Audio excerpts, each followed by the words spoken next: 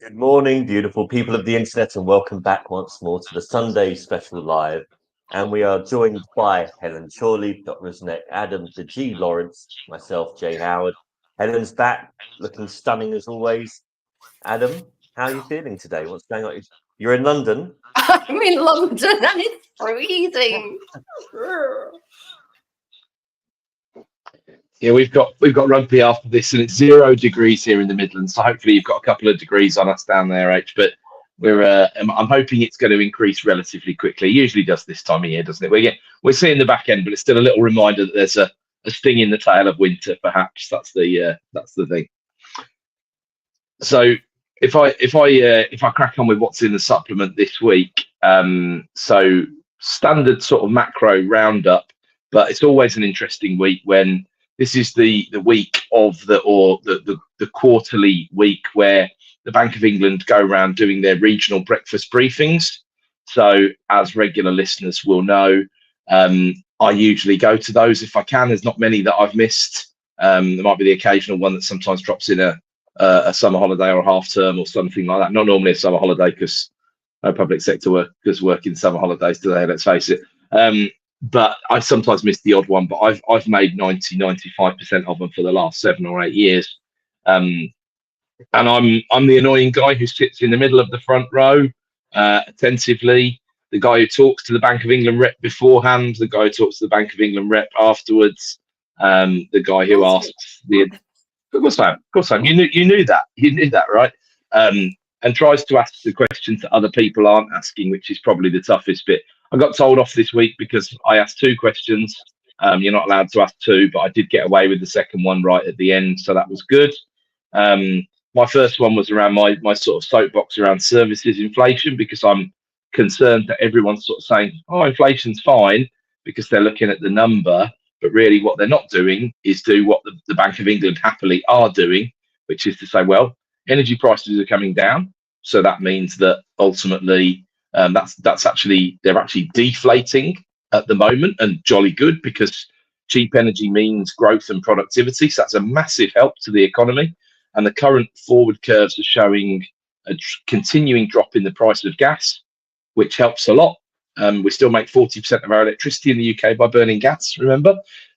So it's a big deal. It affects both energy prices that are key to us, apart from anything else. So that's massive. But of course, they can't keep deflating, and they won't keep deflating, because the costs of delivery are going to keep increasing, because wages are moving up quite so aggressively. So we do need to bear that in mind. What we've seen, and what people maybe don't realise, the back end of last year, the reason why that CPI suddenly dropped so in such an orderly fashion from around 7 to around 4 was kind of threefold, really, because it was that drop in energy prices that felt massively, drop in food prices that resulted from the drop in energy prices, apart from anything else, and just things calming down in general, which obviously is a big factor, and consumption dropped massively as well, which is what led to there being a technical recession. There just wasn't that consumption, especially in December, that a normal economy would have expected. And so that's why we're in that technical recession. Although, as I said last week, I'm not really thinking that we are in a proper recession by any stretch of the imagination. The USA used their right of veto, if you like, to erase their 2022 recession from their economic history books.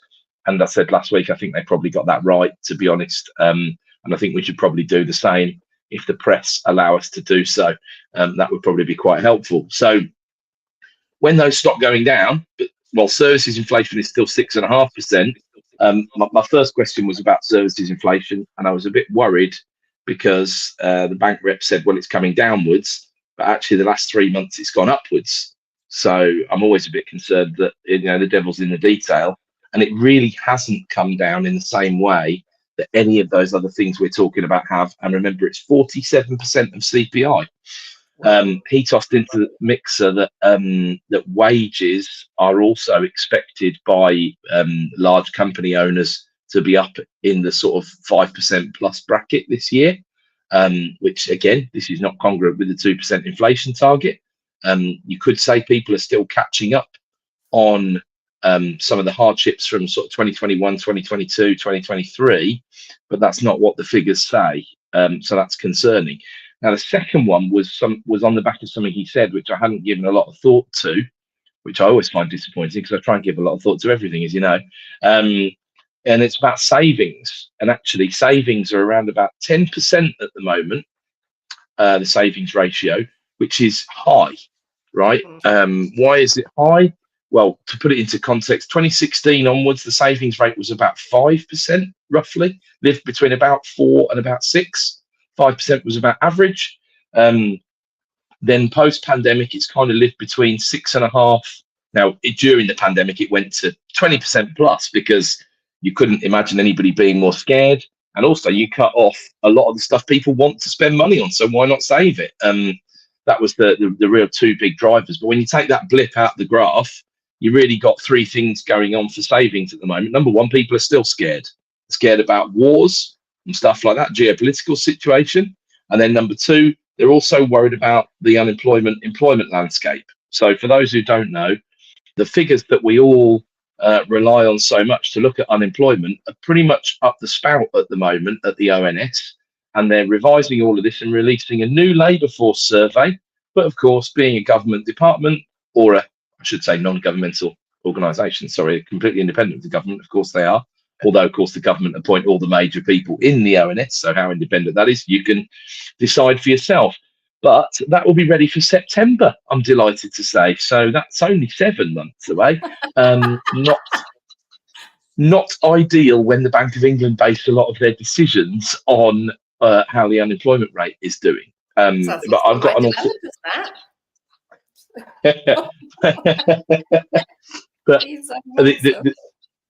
the other problem I have with all of that is I'm not convinced that unemployment is the way to go. As I've said before, you've got to look at employment, and then you've also got to look at ultimately what's going on with the inactivity rate, and sickness has been mentioned. And I've got some interesting takes on the whole sickness thing that I'll get into later on before I try to get us cancelled on YouTube, Facebook and LinkedIn.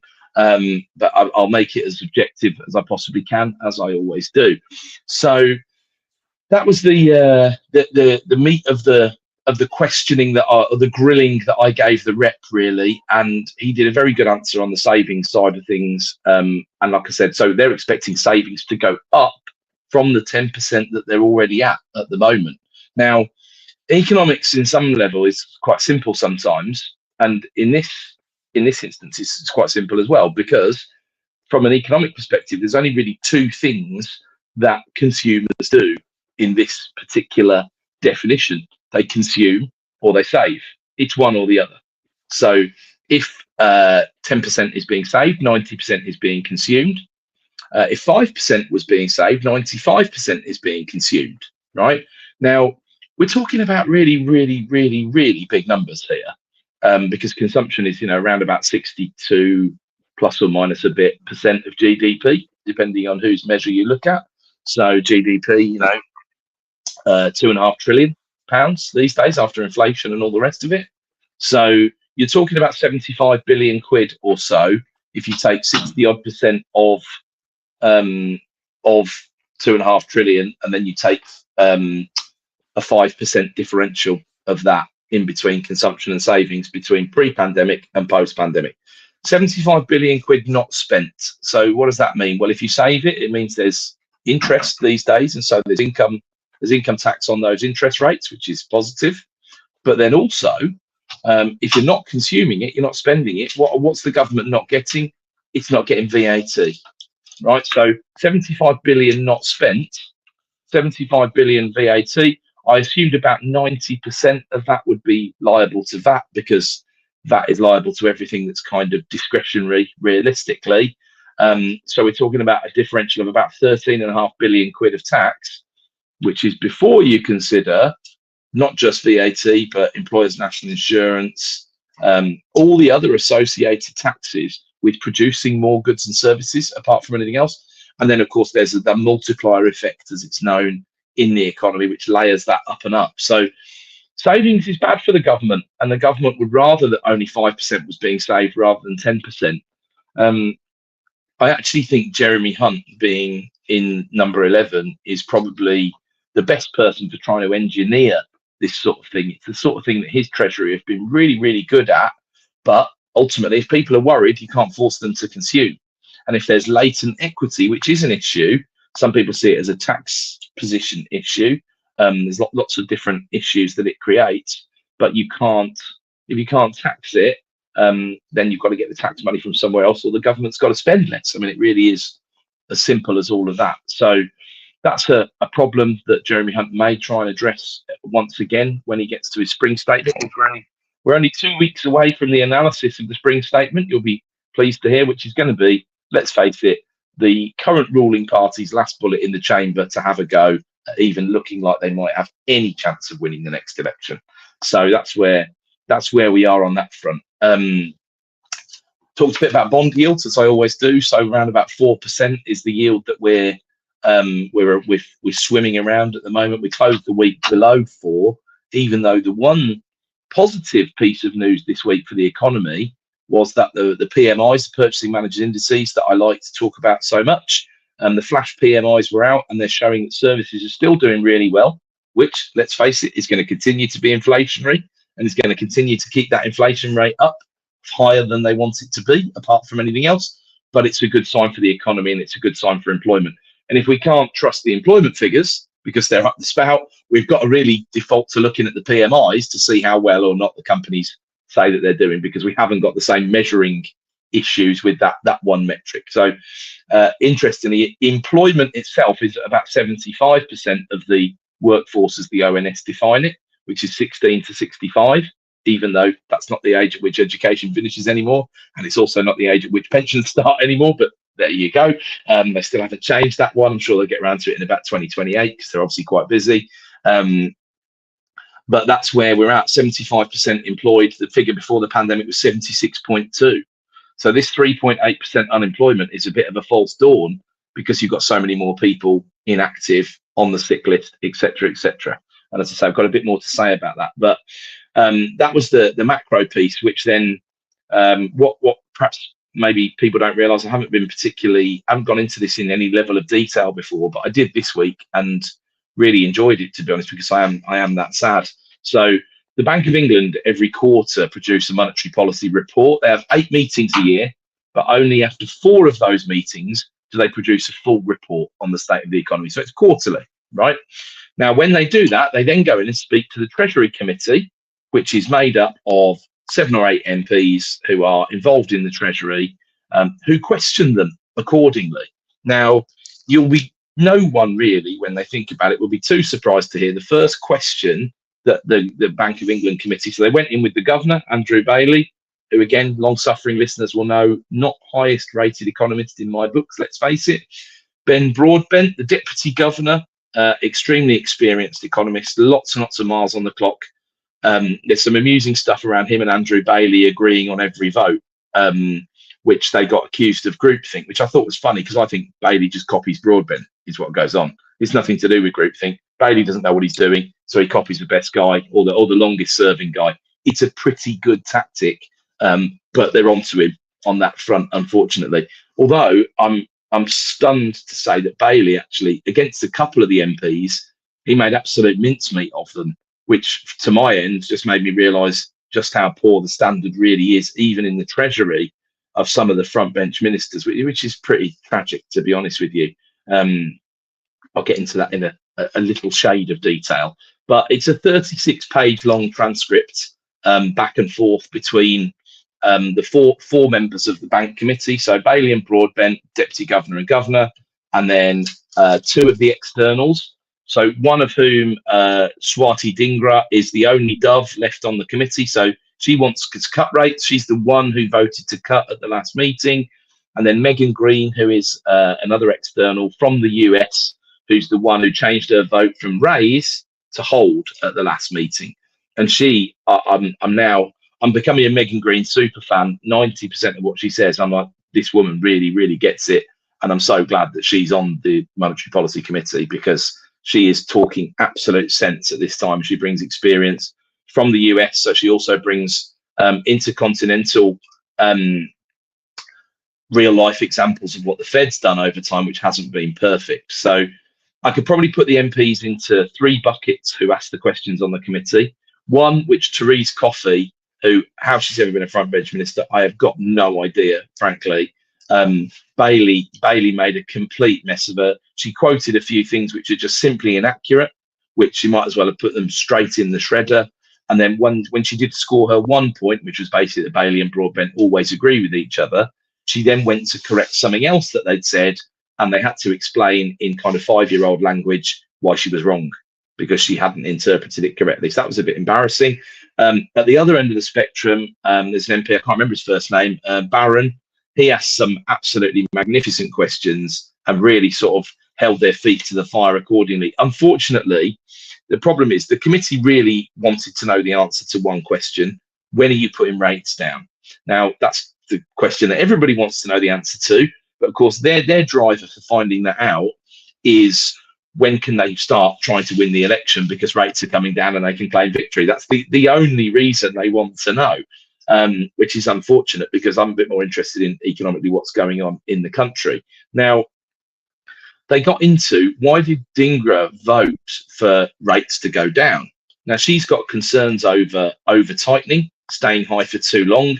And she raises the good point that you've got to forecast forward, which of course all the committee are trying to do, but she's worried that we might be over tightening if we hold rates for much longer. The way that Bailey sees it, which as I say is probably the way Broadbent sees it, is that about 70%, you know, we say it takes 6 to 24 months for the rises to kick in properly. About 70% of the incidents of the rises have kicked in so far. That's their best estimate. That's from 50% back in November. So it's nearly done all of its tightening job, but not quite. So there's a little undercurrent there of, if they were to put rates down, they're putting them down before they shouldn't have put them up so far in the first place. Now, where I strongly agree with Megan Green is she was a raiser back in September. And if you remember, the vote was 5-4. So Therese Coffey said, the committee's useless. You all agree all of the time. It just shows she hadn't even looked at the voting record, which is a bit of an embarrassment when you've got, you know, the most powerful central bankers in the land in front of you in a committee meeting. But September was 5-4 to the holders. Bailey and Broadbent were holders. Broadbent gets 2 votes, as I've said. Whereas the 4, including Megan Green, wanted to put the rate back up. And the reality is, if we'd gone to 5.5, we'd now be able to be looking at cutting at this point, right? But we didn't. We stayed at 5.25, which means we have to stay there for longer. Now, Megan Green's take on this is, if we start cutting now, we risk having to put rates back up again. And this is similar to the US economy in the 1980s. There's been a lot of chat about the 70s in the UK, which is somewhat valid, although we've got much better price controls. And the independent central bank has made a much, much better job of this situation than the governmentally controlled central bank did in the 1970s. So she wouldn't want, at the point is, she wouldn't want to cut, because then if you did cut too early, you've got to go up even more for longer and longer and really do some damage to the economy. Which I like that. I like that line of thought. As I said, I'm a bit of a super fan. Whereas Dingra said, well, hold on, what about productivity? Right? What about the figures that are coming out? We know that the labour market is problematic, because we know that productivity is problematic, because, and what wasn't said, but what I like to consider is, what wasn't said is that ultimately we were talking about minimum wages going up massively, benefits are going up massively, pensions are going up massively, right? Productivity is a really simple formula. Ultimately, it is just what you get, what you put in and what you get out. Yeah, that's the it's just the ratio of those two things. So if the cost of your inputs go up quite considerably, your productivity drops unless your output goes up accordingly. And that's one of the reasons why there's inflation. If employment costs go up 10%, and ultimately if prices don't go up 10%, you've lost productivity, unless you can find cost savings somewhere else in your cost base that balance out your labour costs. So of course it depends what sort of business, what sort of sector, what sort of all the rest of it that you run. So that's the puzzle. And Dingra basically said, you know, what's interesting about productivity is that these changes that there are not evenly distributed. So actually in lower income areas, ultimately you have more of a challenge with pushing wages up further, because there's much more of a drift from the active part of the employment market or the seeking market to the less active, inactive, sick list, all the rest of it, in areas of lower socio-economic demographic. Now, I reframed that and said the bit that the Bank of England committee can't say, and said that ultimately there's probably 4 ways you can start concluding things from this. Number one, if you're in a poorer area, you're much more likely to go on the sick if the opportunity presents itself. Now, that is about as Suella Braverman as I can get, really, because I don't live on the far right particularly, but I know that some people will be asking themselves that question and pointing that out. The UK has got more people on the sick list in the interim than any of the other big westernized economies. I'm not sure there's any particular reason why that should be the case. And ultimately, in my heart, I do believe people behave as they are incentivized. So that definitely comes into the equation. And I remember a conversation I had with a business partner of mine when furlough was roaring on, and he said, I can't believe it. You know, I'm speaking to all these people, they're on furlough and they're delighted. They're delighted to be on furlough. Some of them had to have a pay cut and all the rest of it, but they're sitting at home, they're not doing anything, they're getting paid. And I said, well, hang on a second, mate. That's what most people would quite like that. You know, if there was universal basic income, but that basic income was £10,000 a month, there wouldn't be many people who went out to work. I mean, I would, and I think the assembled company would probably, but that's not particularly typical. The reality is most people would take the money and then perhaps, you know, people would do charity work, people would perform in the arts, but it's a moot point, because we can't have £10,000 a month each from nowhere, because there is no magic money tree apart from anything else. But I come back to the people will behave as they're incentivized. And actually, the other point, that the Conservatives have done so much for low pay in this administration in terms of income tax.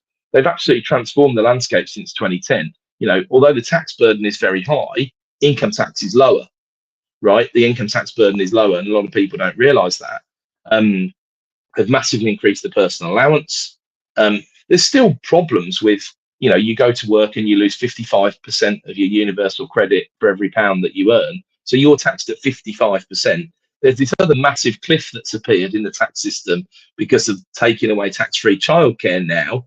So if you earn there's a ridiculous number where you're better off if you've got 2 children or more, and they're in full-time childcare because you and your partner are at work or whatever, you're better off on 99k than you are on 134k, because at 100 you start to lose your personal allowance and you lose that tax-free childcare. So this is a nonsense, and that needs to change. And there are people coming out the woodwork saying, hiya, I'm 150 grand a year employee, but actually I work 3 days a week now for pro rata 90k, because I'm better off and I'll have those extra 2 days a week off. Thank you very much. Which reminds me a little bit of that situation where doctors were leaving the NHS because if they carried on, they were actually paying to work because they were getting penalised for their pensions. So I'm hoping that our great leader, Mr. Hunt, is going to sort all this out on March the 6th when he sorts the budget out. It's quite a big ask, let's face it, but let's see what happens on that front. And I think the some of the Treasury Committee gave me a bit of hope that we've got some fairly smart people in and around the House of Commons and number 11 Downing Street on the bright side. Some of them people must just want to just put their head in their hands when they say some of the things that they say. I mean, they say when you go to a board meeting, you're supposed to put it in language that a 5-year-old can understand, right? And that's the way it should work. But yeah, some of it was a bit depressing, to be honest with you. But where we ended up is ultimately, what are the bank willing to say? They're willing to say that ultimately they're going to cut rates at some point a bit, which they won't say when.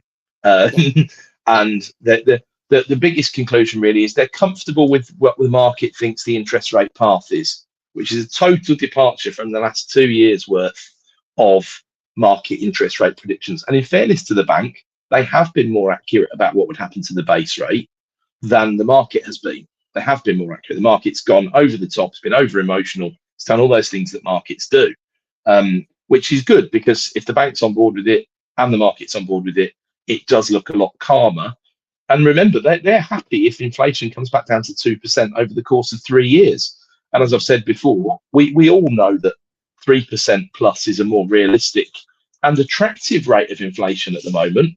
3% is okay, 4% is risky, 5% is really dangerously bad, apart from anything else. So that needs to be borne in mind.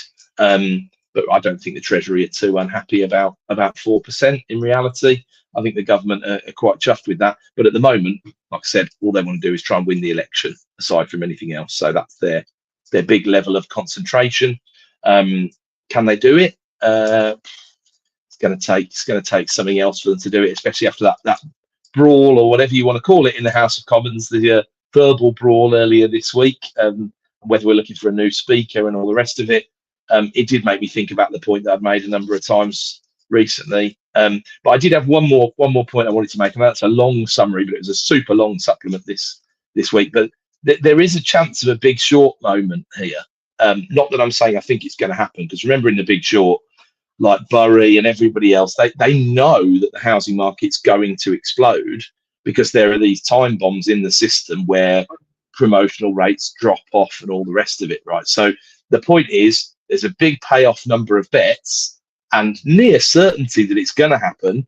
The problem is, when does it happen? Yeah, that's basically the plot of the Big Short, isn't it? If you haven't seen it 25, 50 times like I have, or whatever, that's pretty much what everybody's expecting. So is there a Big Short moment here? No, probably not. But would there be a good value bet here? Potentially there would, because ultimately, precisely zero people, and I'm not saying that the Bank of England committee aren't thinking about this, but they're not talking about it, that's for sure. I understand why. But precisely zero people asked them in 36 pages of transcript, do you think rates might go up anymore? Right? Ooh. So the whole of the market, the whole of the world, the whole of everybody has basically said to themselves, we're definitely done with hiking here. Absolutely definitely done. Now, if I'm right with inflation and we stay pretty stubborn as we do, and then there's an event which is inflationary, what do you think is going to have to happen? Interest rates are going to have to go up, right? Now, the analysts who are, involved in this stuff and are obviously much better educated than I am in this department are saying there's a 20 to 25% chance of escalation in the Middle East, right? Now, not all of that escalation would lead to a major domino effect, but that's a big number, right? That's a significant live probability, yeah? I took a real rough guide and said, well, say roughly half of that led to us needing to put the rates up. Well, that means we've got a 10 or 15% probability at the moment of the interest rate going up again before it comes down, right, this year. Or if it waits 6 months and we've already started cutting, going down and then going back up, which, as Megan Green has already said, is pretty damaging stuff to do. And that was assigned precisely 0 lines, 0 words and 0 airtime in the Treasury Committee extensive questioning that went on of the Bank of England officials. So no one's looking at that anymore. Everybody's got tunnel vision on the election, waiting to see when we're going to cut, because that will, and of course, listen, don't get me wrong, the first cut will make a massive difference, right?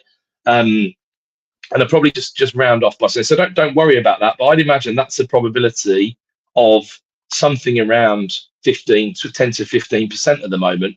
And I reckon if people were betting on it, they're probably getting odds of 60, 70, 80 to 1, rather than the sort of odds that would reflect the probability. So I can guarantee you there'll be some hedge funds out there who are loading up on those sort of outcomes, as the rest of the world has taken its eye completely off the ball with all of that. And that probably rounds that up sufficiently, and we can talk about something more exciting than 36 pages of the Bank of England being grilled by the Treasury, or not really being grilled, I would describe it as a light toasting, really. There are a couple of stretch questions, but Ben Broadbent's done, I think, 152 meetings now at the Bank of England, and I know, or was it? No, that was someone else, but I think he's done 120 plus anyway, and he's stepping down in June this year, and so there are 2 candidates to replace him. One who's been on the committee before, so I likened it to an international football team analogy. The one person who could take over has already got 54 caps, brings a voice of reason, looks a little bit dovish, which would be a fair balance for the externals at the moment on the committee. Wouldn't be a bad thing at all. The other one currently advises Jeremy Hunt and has been a public sector worker for the last 20 odd years. Now, far be it from me to suggest that Jeremy Hunt and his cronies might want someone who perhaps was a bit of an agent for the government in on the committee for the moment. But you've basically got a choice between someone who's uncapped and someone who's got 54 caps. And I looked up the job description on the government website, and of course, the deputy governor of the bank for monetary policy is appointed by the king based on the prime minister and the chancellor's recommendation. So effectively, that independent committee. But put it this way, I'm having a fiver on the lady who's on Jeremy Hunt's advisory board right now, because I think that may be well what happens. And let's see, because 1 out of 9 doesn't swing anything, but it's still 11% of the vote, isn't it? So that's my tinfoil hat packed away once more for this week. But yeah, something between, you know, a lot of validation for what I already thought. I am concerned about where consumption is and what's going to happen with the savings rate and all the rest of it. That is going to depend on some external events we can't really worry about, but it could be a slightly tougher economy than maybe I thought. But the services PMIs are keeping me very buoyant on the other side of that. So, you know, there's an 85% chance, maybe 90% now, that we are already out of this recession. We've still got a month to go. We still need no major terrible events before the end of March, apart from anything else, just to cross that one out of the history books. And then on Wikipedia, it'll be the recession that never was, or whatever they want to call it. And that'll be a good thing for the country overall. We don't need a recession going into an election, but let's just hope that 10 or 15% probability of the interest rate going up still doesn't play out, because I think that would be that could be a real market bloodbath. Not property so much, but I think the financial markets would go into a really, the stock market would really be quite concerned, because this really doesn't look on the cards to anyone at the moment. And the point is pushing your brain to think somewhere that you don't think is going to happen, but to assign it a probability and see what happens. That's drawing back around to the initial subject matter. Really, that's what I think good property development is like, that ultimately, isn't it? Because you need to see things for sites that other people haven't seen, and you need to manage those risks that are unlikely. But also what you want is small downside, big upside, especially when you've got planning involved. So that site where everybody goes, oh, you've got no chance of getting that. Well, how do you get that? Perhaps if you give this and that, you might get it. And do you think if they appoint the lady, do you think that would the kind of the damaging nature of, oh, you're compromising the independence of the Bank of England by appointing a favourite, do you think that would be damaging enough to stop it happening? No, I don't, because I don't think enough people would make enough of a fuss about it, Helen, because who writes, who apart from me writes about the members of the monetary? I mean, I don't get this stuff from anywhere else apart from reading the notes. You know, if you search Google, if you look on Reuters, if you look on Bloomberg, if you look on City, if you look on all the big dogs, they're not bothered about getting into this level of detail. Whereas I like to understand the oppo, and I want to try and do things that other people aren't doing to try and add a bit of value to the discussion. So I think you'll get a slight ripple. I mean, they've both got good pedigrees. It's not like you're buying Andy Carroll for 35 million quid when you're Liverpool or whatever it was, and it was a bit of a joke. It's just at this time, when Broadbent goes, the rest of the committee have not got that many meetings under their belt between them. And like I said, Bailey's going to need someone else to copy. So I'm not sure you want Bailey. Do you want Bailey copying one of Jeremy Hunt's advice team at the moment? It's not the best thing for the nation. It probably is the best thing for the Conservative Party, but there you go. And I'm sure, like, if someone is, like, if the government can influence some decisions on the interest rates, they'll definitely want to have that, especially before the election. And if they reduce the rates, that will impact directly people. And even if it impacts the economy badly, that's something to deal with for later on, and possibly by another government. So that will actually, they're like incentivized in so many ways to actually reduce the rates before the elections in any way possible. See, I personally think that Jeremy Hunt and Rishi Sunak won't give up, right, until they get to the election. They're not going to, they're pretty hard-headed. They're both entrepreneurial. You know, they've got serious business experience. They know that not everything goes well all the time, but they also know sometimes you can pull stuff out of the fire.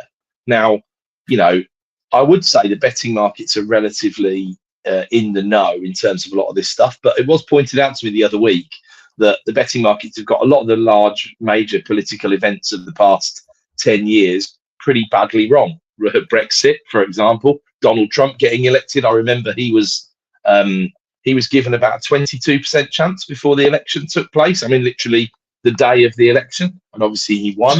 Yes, it was close, but I remember I stayed up all night trading the market for Brexit and Remain, and just as it started, before the Sunderland result came in, which was the big temperature taker, as it always is in a general election, because Sunderland, for whatever reason, want to get their 5 minutes of fame and get their vote, get their count in first, and it's a pretty good bellwether of what the North are going to do, apart from anything else.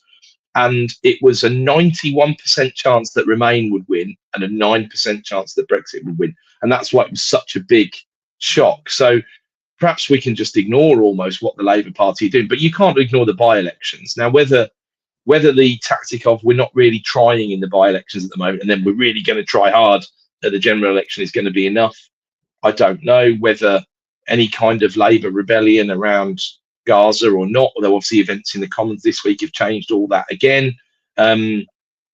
Labour seem to be doing a few things relatively right, but I think the overall, it reminds me a little bit at the moment of the Theresa May campaign when she battled Corbyn in, was it 2017? I think it was. So Cameron had gone, and there was an election, May versus Corbyn, and all they did really was keep May out the spotlight, stopped her from saying anything because they thought, look, this guy's going to beat himself.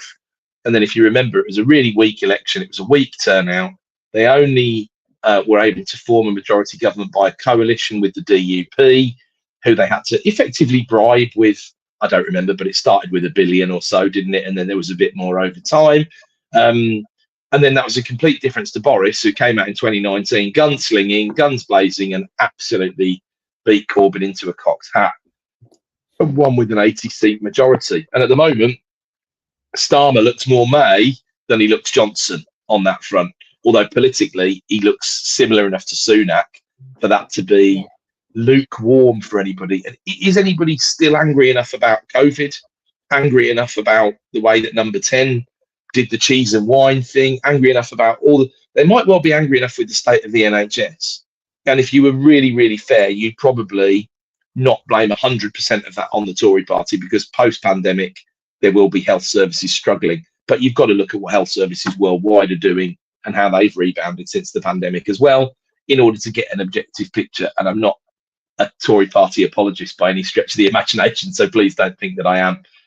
They really haven't been very good. But there are other factors at play. And I think there are, what's the man or the woman on the street saying? I think they're saying, the problem is, how different are they and how excited can I get about Keir Starmer's Labour Party at the moment? I think when Angela Rayner starts cranking up the voice box near the election, I think the people who are more on the left will start getting more excited, because she'll start saying all sorts of relatively inspirational drum-beating things that will appeal to the left-leaning ideologues, which might move a few more people. But also there is that, I mean, for those of us who are absolutely in the shaker to vote Labour, if they come out with the right policies and all the rest of it, certainly my fear would be that Starmer gets nudged aside and then some of the lunatics take over the asylum. And that's something I'll have to reconcile in my own head before the election, without a shadow of a doubt, because Tories definitely don't get my vote as of right. In fact, I've only ever voted for them once, and that was Boris in 2019. And look how well that went, realistically. But there we go. There we go. Do you think there's anything a bit, perhaps not the right word, but sinister in the ONS? They can't sort themselves out till September on the unemployment numbers. Really? I think it's just public sector, that people accept that in the public sector, whereas you and I would just chew you out for doing anything like that. I mean, I think there was a guy, I don't remember his name, I think it's James Jenkins, but don't quote me on that. But he worked in the ONS, and he's one who's come out. You might have seen some of his stuff around excess deaths and COVID and stuff like that. And he came out. Yeah, and he came out and said what he thought and had a bit of a platform for about 5 minutes and then got shut down. Whether there's anything sinister behind that, you could You could he maybe came out a little bit too early, and it would have been better as a best-selling novel released in 2025 than it was in a whistle-blowing kind of attempt. So I think, look, ordinary geeks and nerds work for the ONS, right? That's the sort of job that it is. If you see the way their rhetoric works, they love what they do. I think the idea that they are controlled by the government is a bridge too far. And I think that I don't know who it would favour by messing this up so badly, Helen, but I do know that if you remember, I had several soapboxes I stood on during the pandemic, and one of them was that the biggest, and I would say this because I'm an economist, right? But all the big decisions were being made by the chief scientific officer and the chief medical officer and Boris. And let's face it, Boris was just doing what those two told him, or what was politically expedient, because that was his job ultimately. And he was pretty good at that side of the job. So everything was controlled by people who don't, for a living, truly manage risk, right? Yeah. And who react to stuff. Yeah. Of course, it was important they were at the table, but where was our chief statistician from the ONS, for example? Well, unfortunately, he's someone who was about 183 years old, again, government appointed, who, by all accounts, from what people say, likes a bit of a drink too much in the afternoon. So that's not ideal, and he wouldn't have been very good at a 5 o'clock briefing, although he probably would have been as good as Boris was, and he would have been good at the cheese and wine afterwards. But to not have someone breaking down the figures and explaining, let alone our chief economist, which of course we don't have, we'd have to rely on the Bank of England's chief economist, who at the time would have been Andy Haldane, who's brilliant, who'd also been there for about 30 years at the bank. He would have been ideal because he could have made some points like the sort of points I was making, which is, if you lock people away for all of this time, what impact is there going to be on their physical health? What impact is there going to be on their mental health? Are you just kicking the can down the road in terms of there's going to be all these deaths in the future? And of course, now we're sweeping up the pieces in schools, in workplaces, personally, all the rest of it, from COVID PTSD or whatever you want to call it. It's a massive widespread problem, in my opinion, and it was predictable, and it should have been balanced against, once we got through that first point of we really don't know how bad this is going to get, and we've gone over the peak in mid-April 2020, policy should have been completely different, and someone should have had a set of you-know-whats in order to, could happily have been a woman, of course, so it wouldn't have to be cojones, but the metaphorical cojones, if you like, that's all they would have needed in order to make some bigger, better decisions that they could have justified, rather than getting blinkers on and tunnel vision, and also, signing off policies that basically say, let's spend all this money on advertising by the side of the road and on radios, and our goal is to scare the crap out of people. I mean, what sort of tactic is that? What sort of way to run a country is that? It's nonsense. And the actual, if you just want to boil it down to money, the economic cost of doing something like that is hundreds of billions of pounds in terms of productivity, in terms of mental health support, in terms of the sweep up, if you like. We had that big sweep up operation that we had to do, and then we elected Liz Truss. And I say we, any members of the Conservative Party who voted for her. To be clear, that is not me. I was quite aware beforehand she was going to be a bit rubbish, and I was disappointed that she was so much more rubbish than I thought she'd be. But that sweep up operation then had to take place as well, on top of the sweep up operation that was already taking place, on top of a war in Ukraine and all the other factors. So, it's been a messy few years to deal with. Boris probably had more bad stuff to deal with than anybody else did, but of course he then jogged on at pretty much the first opportunity, or he sacked himself because, constant lies and all the rest of it you can't seem to get away with in the end, because there's 50 people waiting to stab you in the back when you're at the top of the tree, especially in the House of Commons at the end of the day. And if anybody hasn't seen the ONS, the excess deaths, basically what they've done is they're fiddling with the baseline, which completely distorts the reporting of those numbers now. How very convenient. It's a terrible thing, because I've got a bit of an alternative viewpoint on this, really, because the thing that drives me mad is that it's actually impossible. I try and make it as simple as I possibly can, as in the way that I see it, right? There are two ways.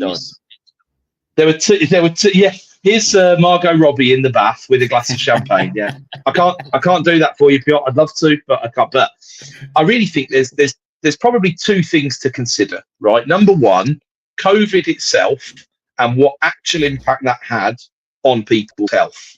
right? In terms of people who had it, long COVID, all the rest of it. I've been fortunate that I've known very few. I know a few people who passed away, unfortunately. I don't know many people who are still suffering with long COVID, but by all accounts, it is still a significant thing. How much of that is people self-certifying or coming up with the right symptoms? Again, I know that's a controversial thing to say, but we don't know. But it's still hundreds of thousands of people, if not millions, right? Many of whom are on the sick list in full-time employment age, the age of the 16 to 65 age bracket, right? So COVID would have had an impact if we'd done nothing in terms of the longer-term people's health, right? But then the COVID reaction, which you probably then got split into two things. Number one, the vaccine, and then number two, the lockdown and the associated cultural shifts in all of that, right? So how can you ascribe, now there's always was going to be a shortening in lifespan, for example. We haven't seen loads in the papers about that, but we've seen a bit. So average lifespan was always going to drop when the pandemic happened, because ultimately lots more people died than otherwise would have died. How long does it take to come back and all the rest of it? And then how much of that is then impacted by COVID sponsored or COVID response sponsored impacts? Do you see what I'm saying? So it's kind of like I've got these three buckets in my head, and the ONS and no one else, quite frankly. Probably, I don't know if you ever watch his channel, Helen, but there's a chap called John Campbell who is a PhD nurse and an educator, and had a YouTube channel which I think had about 10,000 subscribers before the pandemic. He's now got about 2.5 million, and he's very, very good because he's someone who he's changed his position, and let's face it, the facts that everyone was presented with changed, so he changed his mind, and that's always a good sign. Two, he doesn't have an agenda. He's not trying to sell you a course at the end of it or all the rest of it. He's genuinely interested in discussing this stuff, and he very early on was talking through everything with he cares about what the truth is, and he knows that at the end of the day, beyond all of this, the COVID inquiry was a mess, wasn't it? It was a mess. I mean, it was quite funny with some of the language that was being used, especially when Dominic Cummings was in there. But it's achieved nothing. It's spent, tens of millions of pounds more, if not hundreds of millions. No one was even put in jail for the 2008 financial crisis. No one's going to be put in jail on the back of this. This is how these things work. I think the only thing we can really do is say, I learned a lot more about myself during that whole thing. And my goodness, I learned a lot more about how the government is willing to operate and trying to get a job done, a lot of which I don't like very much at all. So we probably also all learned, although some of us already live outside of the UK, as well, of course, where we might go if the similar thing is to happen again. Because the way we responded was pretty chuffing poor compared to the way that a number of other places responded, let's face it. There's a comment on LinkedIn, actually a question that for some reason didn't go through, but I'll just read it out. Hopefully I will put it out here as well. So do you think Sunak will trigger some type of war action in the Middle East as an eco move to give him the perceived sense of power and the party a boost? And then the follow-up from this, like Cameron aiming and training the Syrian rebels to start the war or taking out Gaddafi? That's a big possibility, right? I mean, wow. What a way to frame it. Yeah, I think not as an ego move so much, but as a tactical electioneering move, maybe, because there's nothing like staying in power like a good old-fashioned war. So I don't know if it would be ego as a minister, right, of foreign affairs. Exactly. Yeah. He's well, let's face it, Cameron's enjoying that the last thing he ever did in international politics was not, flake out like a complete lemon, isn't he? And he actually looks and sounds like the statesman that it's a pretty good appointment, to be honest, actually, because he is a heavyweight politician. He's not someone who I've become more and more a fan of Rory Stewart over recent months and weeks, because he just shows an incredible amount of balance on his podcast with Alistair Campbell, The Rest is Politics. I really enjoy listening to him. I've been listening to his ebook as well. It's not that easy to make it onto my Spotify playlist these days. There's quite a lot of stuff on there. So I've been enjoying it quite a lot. And he describes Cameron as someone who thought he knew best when he runs he didn't say this because Rory Stewart's a lot more eloquent than I am, but basically someone who thought he knew best and just changed things to suit himself and didn't really listen to the party line and didn't really bother with taking in other people's opinions and things like that. Now that's quite a dangerous person to have as PM, but it's not a terrible person to have as Foreign Secretary, because he has got the nous, he has got the knowledge, he has got the gravitas. If you remember when Boris was Foreign Secretary, I mean, people were laughing at us. You know, they were laughing at the United Kingdom. They're not laughing, although Cameron's got a reputational cleanup to do in terms of Green Seal and all the rest of it. He's actually pretty decent operator, I think. So I don't think Sunak would be ego, but it could easily be strategic in terms of anything that helps you hold on to 10 Downing Street. But look, the days when the UK leads the world in any, and this is the thing that grinds my gears about the whole Gaza thing and the whole everything else, we're just not that important anymore, and we're not putting any meaningful pressure on people. Our army is a joke in terms of its numbers. You know, if we were, I watched on the plane, I was on the plane last week and I watched Darkest Hour with Gary Oldman as Winston Churchill. I've never seen it before. Enjoyed it a lot. My favourite bit was when he got on the tube. When he got on the tube and he talks to the people, and I was like, now that's a great way of doing things, to take the temperature of the nation, because that was the most moving part in the whole film for me, because it's like that British spirit of, we will never surrender. We'll never surrender to the fascists. This is what we've got to do. And it stopped the flakes in Churchill's war cabinet at the time influencing Churchill, because they were all going to resign and blah, blah, blah, to do the right thing. But it just made me a bit sad, really, as well, because in 70 years, we certainly have not moved on particularly far in terms of our world dominance. So I have a big problem with the fact that we pick and choose the wars or positions that we're going to take on. If we're lucky, it might be arbitrary grounds. Some of it is obviously to do with geography. A lot of it's to do with self-interest one way or another. And some of it's to do with racism, quite frankly, and undercurrents of racism, anti-Semitism, things like that. I really dislike that quite strongly.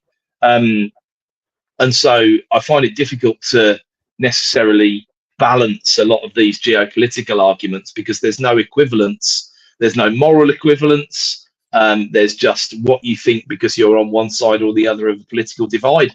And I think that's fundamentally wrong. I actually think, although I've said that, James O'Brien, who drives me a bit mad, really, because he can be a bit lily-livered, has taken a pretty good position, certainly in the early stages of the Israel-Gaza thing, because ultimately he's been correct to highlight the tragedies on both sides. He's called out the anti-Israel, let's be generous and call them anti-Israel people who've rung up and straightened them out and all the rest of it. But he's also called out the abject defenders of whatever Netanyahu wants to do accordingly, equally on both sides, which is a really difficult line to take. But I believe it's the only morally correct line to take. But how important are we in these decisions? Look, when's the last time we started a war? You know, we get involved in other conflicts, sometimes really badly. Sometimes we do okay, like we did in the Balkans, and that in the 1990s. And I mean, Afghanistan, utterly tragic. Iraq, utterly tragic. And you know, we may follow the Americans in these days. All we can do is make the tea, probably. Yeah. I mean, we're so powerless in comparison to their utter might. So a huge amount, let's face it, and this is another reason why I think the election might be earlier than the American election, apart from anything else. If Trump gets in, different stuff's happening, right? We all knew he was going to smash Haley last night, even though it was in her home state or whatever. That's happened. No one's surprised. He's the candidate. That's where it is. They're not going to stop him. They're not going to be able to get him in jail in time. They're not going to do all of that stuff. It's him versus question mark at the moment, isn't it? Because the bigger question mark's over Biden and whether that's really going to happen, or whether we're looking at Newsom ex-Obama, or I just still think it should be The Rock myself, because I mean I can literally see if January the 6th happened again, he'd be there giving Donald Trump rock bottom. Do you know what I mean? He'd be there. I've pinned my hopes on Dwayne Johnson for many a long year, to be honest, but it's got to happen. It's the United. I always thought Hulk Hogan would have a bid one day, to be honest with you. I really did, because you know it's the ultimate sports entertainment American hero. But Sadly, not to be. I was talking to somebody yesterday. They're out here in Portugal with us, and they had said it's a shame that Arnold Schwarzenegger can't run for president because look at what he's done for California. Obviously, he's Austrian, so he can't. But it does kind of, when you start talking about wrestlers or Mr. Universe or whatever it is, you have to give it to him. He had a plan and he followed it through. Yeah, 100% agree. And what would you, if you pointed to one thing about Arnold, although he may not be the world's greatest role model in terms of a wholesome family figure, in fairness, his mindset is just unbelievable. Absolutely. He's one of the top people in the world when it comes to mindset, realistically. I've seen such incredible pieces from him about him. Motivational stuff is magnificent. But even some of the comments he's replied to people who've made some pretty stupid, pathetic, small-minded comments on stuff online, and his replies are just utterly magnificent. But yeah, I hear you. But the chance of that happening, the chance of the 28th Amendment or whatever we're on by now of the Constitution in order to facilitate that, I can't. Even if it is Arnold, it's not happening, is it? Unfortunately. Next week we should start with a poll of who do you think should start in the election. Yeah. I mean, here's the thing with some of these the politics at the moment is there is either no good opposition or the current standing party is so poor that even in their own party they can't come to a decision as to who will be strong enough to lead. So you have a poor opposition, a poor person in power or in place at the moment, and you're left with very, very few options. And that's not just a UK thing. That's if you want to be Israeli critical, you could say the same thing of Netanyahu. He's just clearly has an agenda and doesn't really care about what the fallout of that is.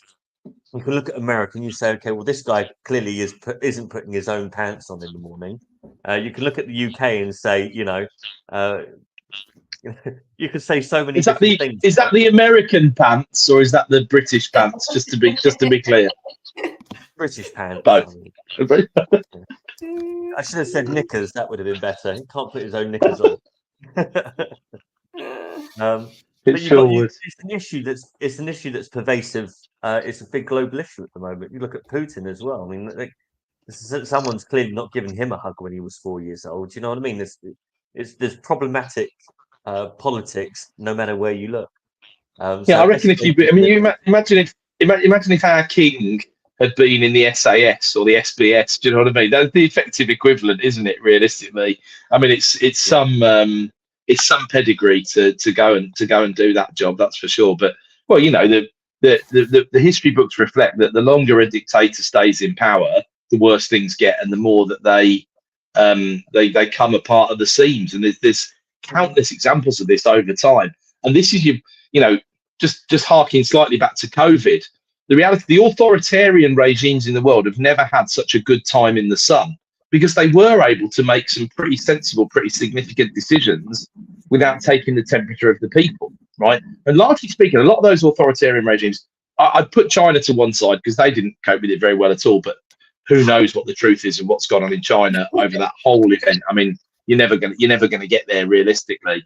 But if you looked at places like the Emirates, or if you looked at places like some of the ex-Soviet nations, or places like that, authoritarian has never had so much time in the sun. But in reality, as time goes on, these things do tend to come apart. Ultimately, there's a reason why the Berlin Wall had to come down. There's a reason why communism didn't take over. There's a reason why Venezuela, despite having 27% of the world's oil, is, to coin a dictionary definition, screwed, apart from anything else. And it's because of poor governance, and it's because things aren't done correctly in those systems. And this is why democracy is the worst system apart from all the others. But actually, meritocracy and the way that Dalio frames his philosophy and the way that he run Bridgewater and all the rest of it is absolutely the way forward. But you can't. I'm not suggesting we move to a meritocracy in this country. In many ways, the Etonians would say we already have a meritocracy. But as Jay's already said there, the cream just doesn't rise to the top anymore. The cream's getting stuck by some kind of filter, and nobody wants to do this job. And in a world of online abuse and much more remuneration for doing other things elsewhere, you're just not going to get anywhere near the best people. You're going to get a smattering of good people. You're not going to find 650 people in the UK who are women, good and true men and women who are going to do the job, because they don't exist. There's probably 60 of them if you're lucky. Incentivization again, isn't it? It's less hassle, more money, more rewarding elsewhere. If the Lords has got the Lords has got some good people in it, but it's also got a load of people that the Lettis has put in because that was her right to do that, which again is something that should have been absolutely backhanded away. And again, something that really annoys me about Sunak, because he should have had the strength to say, we need to. Why isn't he coming out criticising that sort of thing? Because he wants to put some people in of his own who are doing him favours at the moment. This world needs to change, right? It needs to change because it's not the way forward. Get in there on merit. Get the right people in there on merit. That Martin Lewis is going to go. I don't like Martin Lewis a lot. I think he's a bit oversimplistic, but I do think he'd be bloody good in the House of Lords because he's quite cantankerous and he'd be bringing up the right sort of stuff. Or most of the time, he'd be asking the right sort of questions. Those are the people we want in an unelected second chamber. Not I worked for Liz for 4 minutes while she was the Prime Minister for 45 days, 15 of which she was on furlough because she was such an embarrassment. It's nuts, and for them to have the same number of votes is fundamentally ridiculous. But the system, this is like any long-standing government has this problem, because the authoritarians, you can say what you want, and we might have had, I don't know, lost count, 6 prime ministers over this Conservative administration, have we? Is that the total? But ultimately, at the moment, the system does feel like it's got a bit of a cancer, and it needs some bloody chemo, doesn't it, to get rid of what's going on. Brilliant. Well, we need to wrap up this chat, otherwise we'll have this longer than Liz Truss's premiership. We'll get close. We're dangerously close. Well, it was a great chat. Really good. I don't know why some of the comments probably did not come through to the chat. So if we see those on social media and other places where you guys watched and that left comments, we'll respond. And yeah, thanks for watching, tuning in, putting questions in, and we'll see you guys next week. Thanks everyone. Have a great weekend.